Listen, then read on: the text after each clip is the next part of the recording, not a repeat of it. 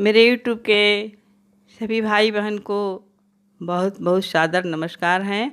आज मैं स्वरचित एक कजरी गीत और देश की आज़ादी के ऊपर और रक्षाबंधन के ऊपर ये गीत हमने लिखा है खुद अपने से।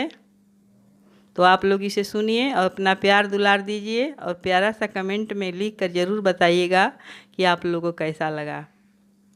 सैया लइहा तिरंगा बचाई के कारगिल में जाई के ना।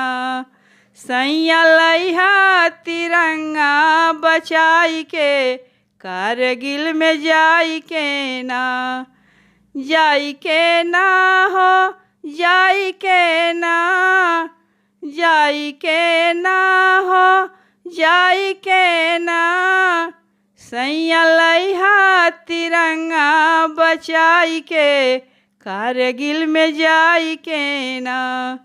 सैया लइहा तिरंगा बचाई के कारगिल में जाई के ना। माता दिहली आशीष बेटा जिया 100 बरिस। माता दिहली आशीष बेटा जिया 100 बरिस। बेटा जिया 100 बरिस। बेटा जिया 100 बरिस। अइहा दूधवा के अइहा दूधवा के कर्जा चुकाई के कारगिल में जाई के ना। अइहा दूधवा के कर्जा चुकाई के कारगिल में जाई के ना।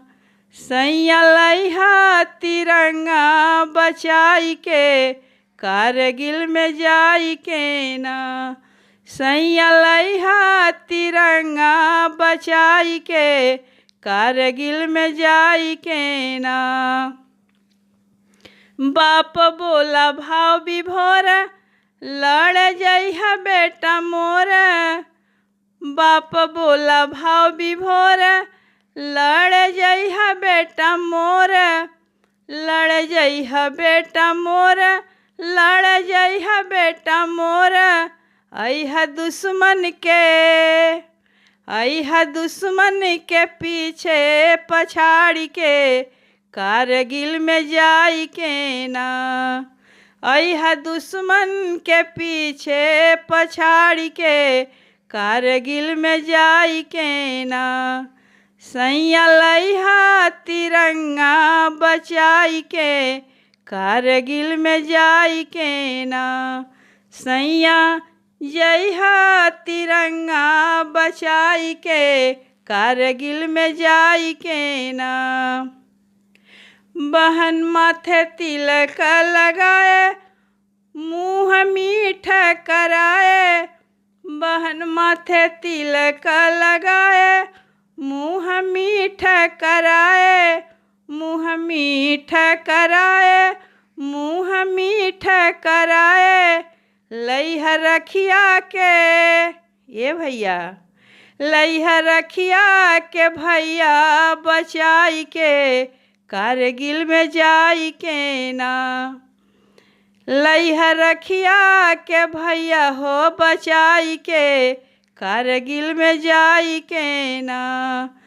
सैया लइहा तिरंगा बचाई के कारगिल में जाई के ना।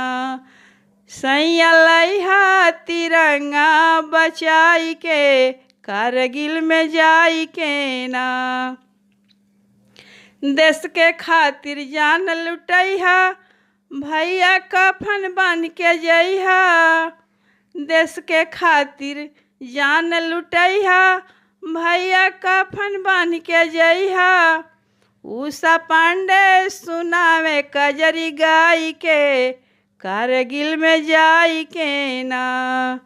उषा पांडे सुनावे कजरी गाय के कारगिल में जाई के ना। उषा पांडे सुनावे कजरी गाय के कारगिल में जाई के ना। सैया लइहा तिरंगा बचाई के कारगिल में जाई के ना। सैया लइहा तिरंगा बचाई के, कारगिल में जाई के ना। जय हिंद, जय भारत। मेरे भैया लोग, कैसा लगा आप लोग ज़रूर बताइएगा।